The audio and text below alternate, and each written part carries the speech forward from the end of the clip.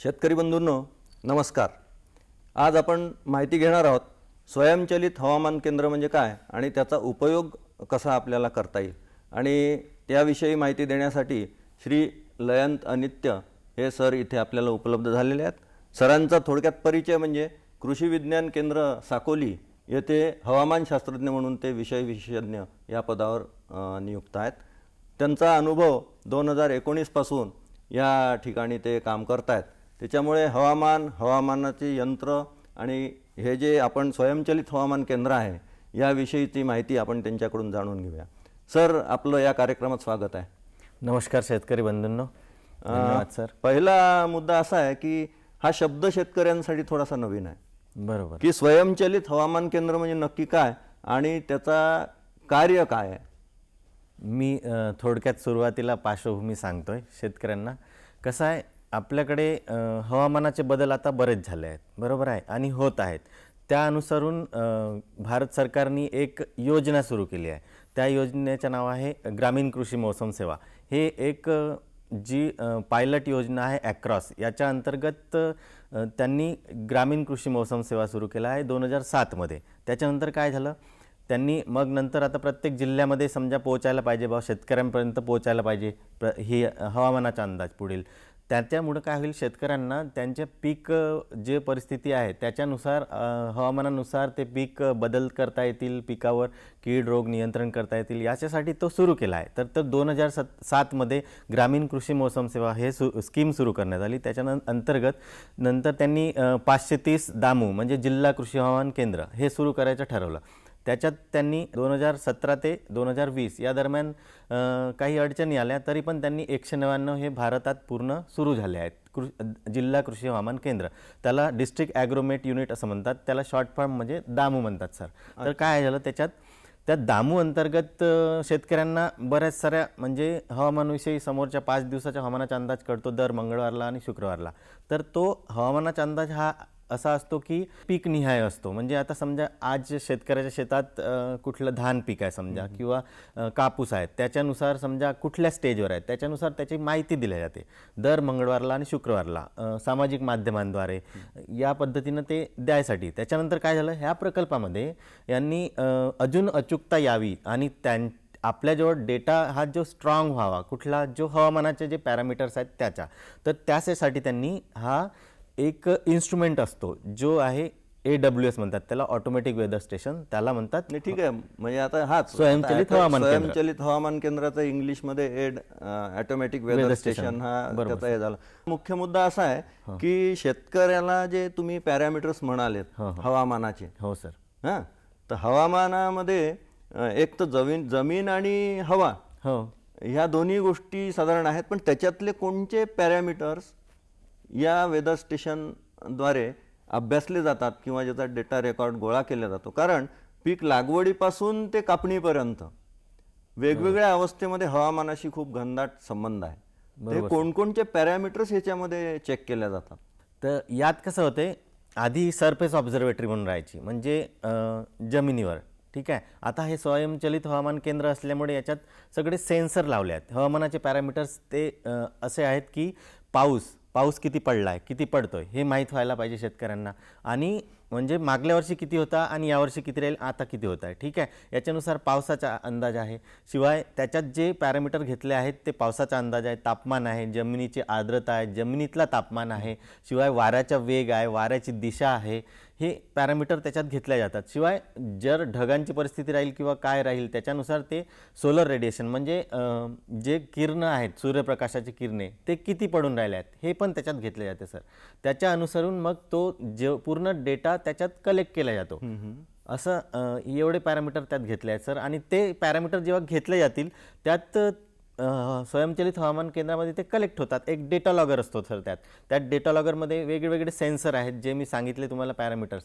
ते प्रत्येक पॅरामीटर घ्यायला एक वेगळा वेगळा सेन्सर लावला आहे. जसं जमिनीमध्ये तापमान आणि आर्द्रता मोजण्यासाठी वेगवेगळे सेन्सर आहेत. त्यांनी त्याच्यात काय 10 सेंटीमीटर, 30 सेंटीमीटर, 70 आणि 100 सेंटीमीटर असे वेगवेगळे जागी ते लावले आहेत. म्हणजे आर्द्रता आणि तापमान त्या लेवलवर किती राहील. म्हणजे जसं आता पीक आहे कापूस, त्याची डेप्थ जास्त असते सर, जसं 100 सेंटीमीटरपर्यंत, ठीक आहे. तर मग त्या भागात काय आर्द्रता तापमान आहे त्यानुसारून आपल्याला त्याच्यातलं तापमान व हे कळतं. शिवाय जर पाऊस आता पडतोय, ठीक आहे, तर पाऊस किती होतोय, आता हे एक डेटा झाला आपल्याकडे. हा सगळा जो डेटा आहे तापमान आणि आर्द्रता आणि पाऊस आणि जमिनीतील आर्द्रता, हा डेटा एका जागी कलेक्ट होईल आणि तो एक डेटा बनेल, स्ट्रॉंग डेटा. त्याच्यानुसारून मग काय होईल की शेतकऱ्यांना आपण जे पिकं घेत आहेत तो डेटा जेव्हा राहील तर यावेळेस या परिस्थितीत असा हवामान अंदाज होता व हवामान परिस्थिती होती, तर पिकांची परिस्थिती अशी होती. तर याच्यानंतर जो डेटा राहील तो जुना राहील, बरोबर आहे. तर त्या डेटावरून आता जी परिस्थिती आहे ती कळेल. त्या याच्यावरून स्वयंचलित हवामान केंद्रावरून ती कळल्यानंतर आता आपण कसा सल्ला दिला पाहिजे शेतकऱ्यांना हे त्याच्यावरून समजेल सर. निश्चित. तर निश्चितच म्हणजे याचा निश्चित फायदा होईल, पण तो कसा करून घ्यायचा हे शेतकऱ्यांपर्यंत पोहोचणं फार गरजेचं आहे. बरोबर सर. आपण मगाशी उल्लेख केला की जिल्हा कृषी हवामान केंद्र स्थापन झाल्यात. हो सर. तर आपल्या भागासाठी साधारण किती जिल्हा कृषी हवामान केंद्र इथे आहेत आणि ती कशी काम करतात? मी आधीच सांगितलं की 199 जिल्हा कृषी हवामान केंद्र म्हणजे दामू डिस्ट्रिक्ट ॲग्रोमेट युनिट असे पूर्ण भारतभरात सुरू झाले आहेत. तर त्यातील 11 हे महाराष्ट्रात सुरू झाले आहेत. आणि पूर्व विदर्भासाठी त्याच्यात गडचिरोली आहे, भंडारामधील साकोली आहे, नागपूर आहे आणि बुलढाण्यामध्ये सुरू झालं आहे. बुलढाणा हे या भागात सुरू झाले असून त्याच्यात ती 2019 पासून सुरू झाले आहेत. ते त्याच्यात कार्य पण सुरू झालं आहे आणि शेतकऱ्यांना ते हवामान संदेश देणं पण सुरू झालं आहे. त्यात कसं होतं सर, एक कमिटी बनवली आहे जिल्ह्याची. म्हणजे शेतकऱ्यांना आपण मोगम सल्ला देऊन तर चालणार नाही का. त्याच्यासाठी एक जिल्हा कमिटी बनवली आहे. तर त्याच्यात काय जिल्हा अधीक्षक कृषी अधिकारी आहेत, कृषी विज्ञान केंद्राचे शास्त्रज्ञ आहेत व शेतकरी पण आहेत, ठीक आहे, जे खूप चांगली प्रॅक्टिस करतात. म्हणजे त्यांच्या पूर्ण असा सल्ला घेतला जातो दर मंगळवारला आणि शुक्रवारला. आता हा हवामानाचा अंदाज आहे बुवा समोरच्या 5 दिवसाचा, तर आता त्यांनी काय कसं करायला पाहिजे कुठल्या पिकांसाठी. शिवाय शास्त्रज्ञ आहेत ते लेबल क्लेम असलेलेच, म्हणजे त्यांना कीटकनाशकं वगैरे म्हणजे सांगितले जाते. मग त्याच्यानुसार आणि शिवाय पशुधन चे अधिकारी पण आहेत, ते पण त्याच्यात समजा आता हवामान बदलत आहेत तर काय करायला पाहिजे पशूंसाठी, ते पण त्याच्यात तो सल्ला येतो सर. आणि तो सल्ला असा एका जागी तयार होतो आणि सल्ला जो तयार होतो त्याच्यानंतर तो शेतकऱ्यांपर्यंत पोहोचवला जातो. आणि हा सल्ला नुसता म्हणजे आपण धरलेल्या जे स्वयंचलित हवामान केंद्रामधून आलेल्या पॅरामीटर्सवर नसतो, त्याच्या अनुसरून असतो. म्हणजे त्याच्या जो आत्ता परिस्थिती आहे, सॅटेलाईट इमेजेस, रडार इमेजेस आहेत, याच्यानुसार जे आपल्यापर्यंत अंदाज येतो तो येतो भारतीय हवामान विभाग IMD मधून. तो आपल्याला अंदाज दिला जातो. इथं नागपूरला रिजनल मेट्रोलॉजी सेंटर आहे, तिथं मग अजून व्हॅल्यू ॲडिशन केलं जाते. त्याच्यानंतर तो हवामानाचा अंदाज आमच्यापर्यंत येतो आणि मग त्याच्यावर आम्ही तो दर मंगळवारला आणि शुक्रवार सल्ला करतो आणि मग त्याच्यानंतर तो शेतकऱ्यांपर्यंत समाज माध्यमांमधून पोहोचवला जातो सर. तर मग तेच माझं हे होतं की हा तुमच्यापर्यंत जो जमा झालेला जो काही अभ्यास आणि हा डेटा आहे किंवा त्याचा ॲनालिसिस झाल्यानंतर जे काही निष्कर्ष तुम्ही काढलेत, आता जी टीम सांगितली त्याच्याप्रमाणे निष्कर्ष काढलेत, पण हे सर्वसामान्य शेतकऱ्यांपर्यंत पोचायला अशी काही ॲप किंवा अशी काही यंत्रणा आहे का की ज्याच्या माध्यमातून ते शेतकऱ्याला ताबडतोब बघता येईल? हो सर. आपल्या गुगल प्ले स्टोअरमधून तुम्ही मेघदूत ॲप म्हणून केला आहे सर इन्व्हेंट. त्याच्यात काय होते, समोरच्या 5 दिवसाच्या हवामानाचा अंदाज मी जेवढंही तुम्हाला सांगितलं ते सगळं त्याच्यात येतं. तुम्ही तो डाउनलोड केल्यानंतर तुमच्या स्वतःच्या जे भाषा आहे इथली, समजा मराठी आहे तर त्या मराठी भाषेत पूर्ण भारतभरात जसे शेतकरी असतील, ज्या लँग्वेजचे असतील ती लँग्वेज सिलेक्ट करून मोबाईल नंबर टाकला की त्याच्यात बरोबर तुमच्या जिल्ह्याची माहिती येते सर. आणि जेही आम्ही टाकतो ती सगळी माहिती त्याच्यात अवेलेबल असते सर. तर निश्चितच ही एक चांगली संकल्पना आणि शेतकऱ्यांसाठी एक सोयीचं असं ॲप डिझाईन केलेलं आहे. बऱ्याच प्रमाणात त्याच्यामध्ये अचूकता यायला लागली आहे. तर याविषयी हे अचूक होण्याच्या दृष्टीने आपले काय प्रयत्न असतात याविषयी काही सांगता येईल? हो सर.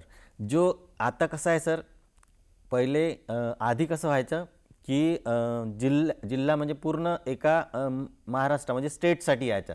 त्याच्यानंतर काय झालं, एका पर्टिक्युलर विदर्भ म्हणजे पूर्व विदर्भासाठी जी ग्रामीण कृषी मोसम सेवा सुरू झाली ते पूर्ण पूर्व विदर्भ कव्हर करायची. आता काय त्याच्या स्कीम अंतर्गत हे जिल्हा कृषी हवामान केंद्र सुरू झालं आहे. त्याच्यात काय होतं की शेतकऱ्यांना तालुकानिहाय पण ॲडवायझरी मिळायला लागली आहे, म्हणजे सल्ला मिळायला लागला आहे कृषीचा.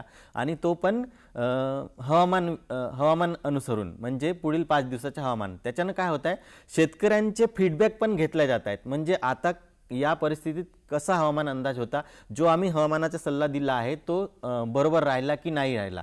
आणि शेतकऱ्यांचे मग फीडबॅक आल्यानंतर त्याच्यात ॲक्युरेसी अजून वाढली आहे. आणि वेगवेगळे नवीन नवीन इन्स्ट्रुमेंट तयार झाले. जसं आपण आता स्वयंचलित हवामान केंद्र इथं लावलं आहे, तसेच रडार इमेजेस आहेत आणि काही सिनॉप्टिक मॅप्स आहेत. ह्या सगळ्या ज्या यंत्रणा आहेत त्याच्या वेगवेगळे मॉडेल्स आहेत सर. ते मॉडेल्समध्ये ते जो आता करंट जो डेटा आहे तो त्याच्यात संकलित होतो आणि त्याच्यातून मग तो रिझल्ट ओमिट होतो. आणि त्याच्यातून जो रिझल्ट भेटत आहे सर तो त्याच्यात आता ॲक्युरेसी वाढली आहे सर. म्हणजे जसं 4 प्रकारचे हवामान अंदाज दिले जातात. जसं आहे 3 ते 4 तासाचं त्याला म्हणतात नावकास्ट वॉर्निंग. ठीक आहे. त्याच्यानंतर काय होतं, अजून शॉर्ट डे म्हणजे 2 ते 3 दिवसाचा राहतो. मग नंतर मीडियम रेंज राहते. मीडियम रेंज हे जे आम्ही करतो ते समोरच्या 5 ते 7 दिवसाच्या हवामानाचा अंदाज. आणि लॉंग रेंज म्हणजे जो पूर्ण सीझनचा दिला जातो.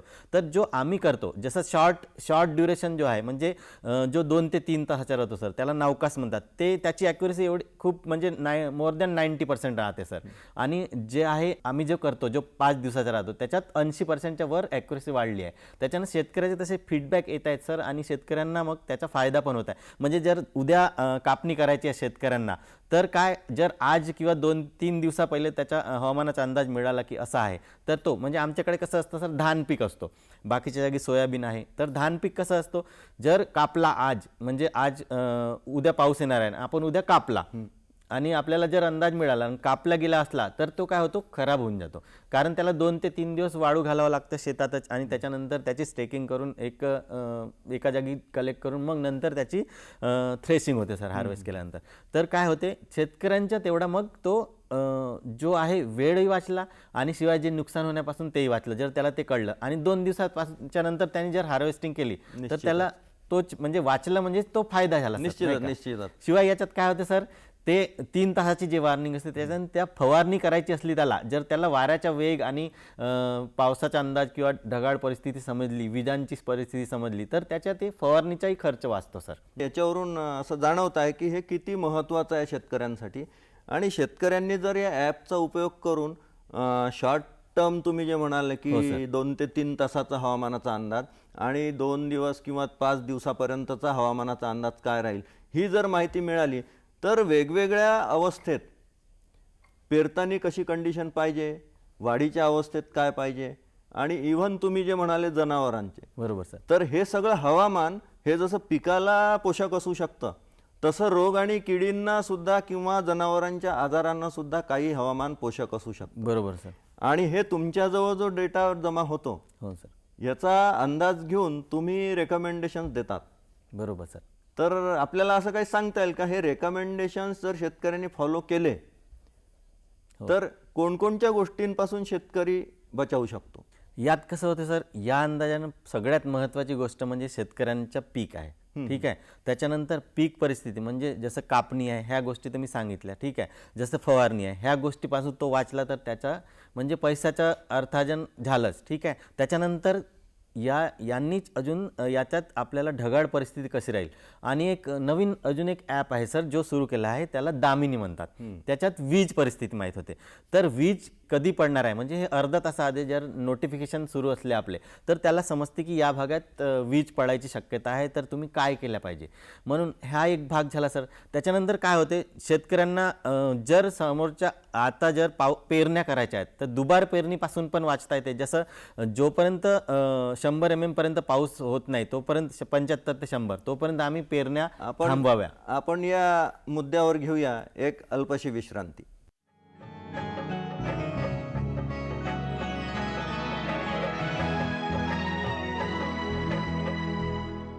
अल्पविश्रांतीनंतर आपलं पुनश्च स्वागत आहे.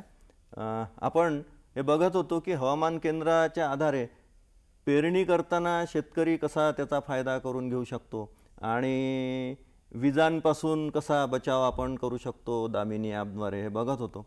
तर तोच मुद्दा आपण थोडासा पुढे नेऊया की हे जे सगळे काही हवामान केंद्र आहे हे कशा प्रकारे काम करतात किंवा कोणकोणचे मुद्दे त्याच्यामध्ये विचारात घेतले जातात. यात कसं आहे सर, 3 प्रकारचे स्वयंचलित हवामान केंद्र असतात सर. आधी कसं व्हायचं, एक असतो सॅटेलाईट बेस असतो, दुसरा असतो GPS बेस आणि तिसरा जो आहे आता जो ॲडव्हान्स आला आहे तो. ठीक आहे.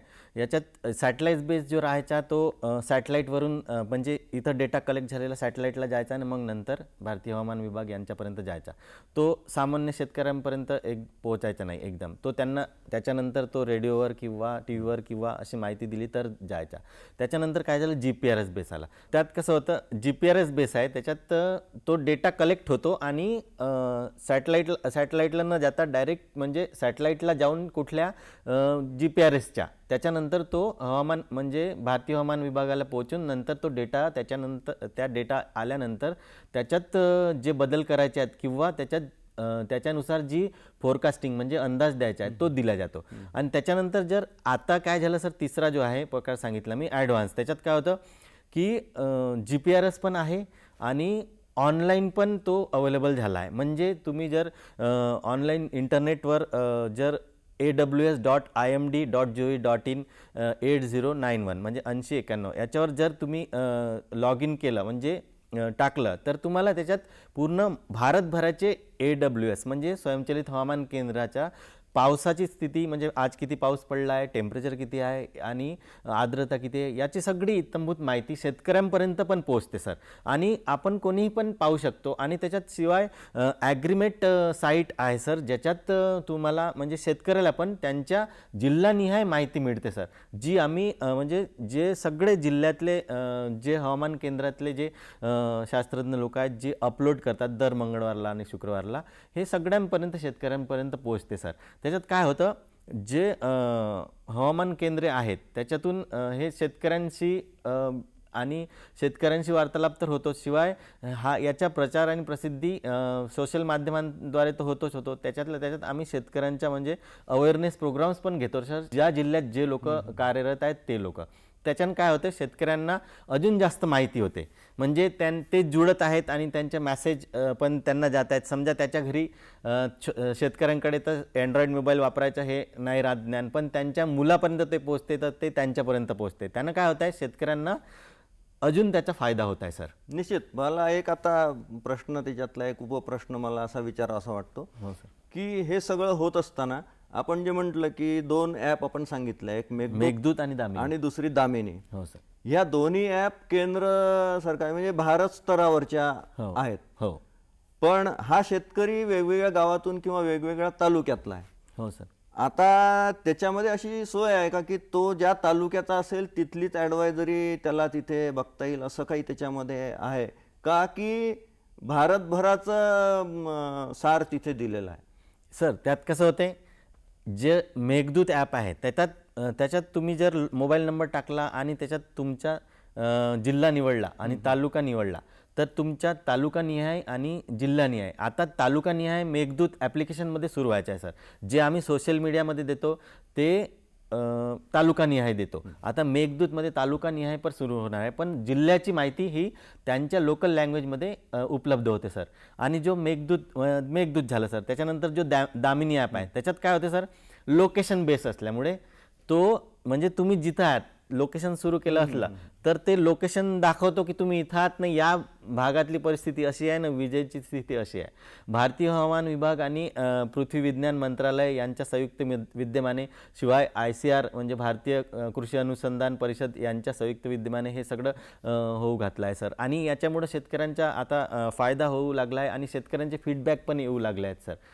तर हां, म्हणजे मला आता हे म्हणायचं आहे की हे तालुका स्तरापर्यंत किंवा जिल्हा स्तरापर्यंतची माहिती शेतकऱ्यांना मिळते. हो सर. तर शेतकरी बंधूंनो, माझं एक तुम्हाला नम्र निवेदन राहील की तुम्ही बाकीच्या वेदर ॲप्स कुठल्याही घेण्यापेक्षा या आपल्या भारत सरकारने ज्या डेव्हलप केलेल्या ॲप आहेत ह्या जर तुम्ही आपल्या इथे डाउनलोड केल्या आणि ह्याच्या माहितीच्या आधारे जर तुम्ही आपल्या शेतीमध्ये त्याचा उपयोग केला तर जास्ती संयुक्तिक आणि योग्य सल्ला तुम्हाला मिळू शकेल अशी अपेक्षा आहे. आणि सरांनी पण अतिशय योग्य असं सांगितलं की नाही, तुम्ही कुठल्याही तालुक्यात असा तर त्या तालुक्याची माहिती तुम्हाला मिळते. बरोबर सर. तर आपण हाच मुद्दा पुढे नेऊया. तत्पूर्वी घेऊया एक अल्पशी विश्रांती.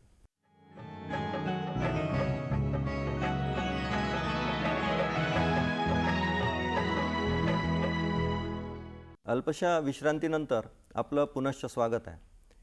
सर, हे झालं आपला विषय, शेतकऱ्यांना या हवामान केंद्राचा काय फायदा होणार आहे, त्यांनी उपयोग कसा घ्यावा, सुरक्षितता शेतकऱ्याची विजेपासून कशी होईल, किंवा आपण ज्या लोकेशनला असू त्या लोकेशनची परिस्थिती तुम्हाला तिथे मिळेल, त्याच्यामुळे सुरक्षित राहता येईल. हे सगळं झालं, पण हे सगळे केंद्र जी आहेत ही ॲटोमॅटिक आहेत आणि ह्याच्यामध्ये अनेक यंत्रसामुग्री आणि याचा समावेश आहे. हे चालवत असताना त्याच्या पुढची काही आव्हानं सुद्धा असतील, तर ती कोणची? बिलकुल सर. यात सगळ्यात महत्त्वाचं म्हणजे याचे फायदे इतके आहेत की म्हणजे आधी सरफेस ऑब्झर्वेटरी राहायच्या, त्याच्यात मॅन्युअल म्हणजे स्वतःच्या हाताने जाऊन घ्यायला लागायचं. आता कसं होतं आहे, याच्यात पूर्ण ऑटोमॅटिक मिळतं आहे.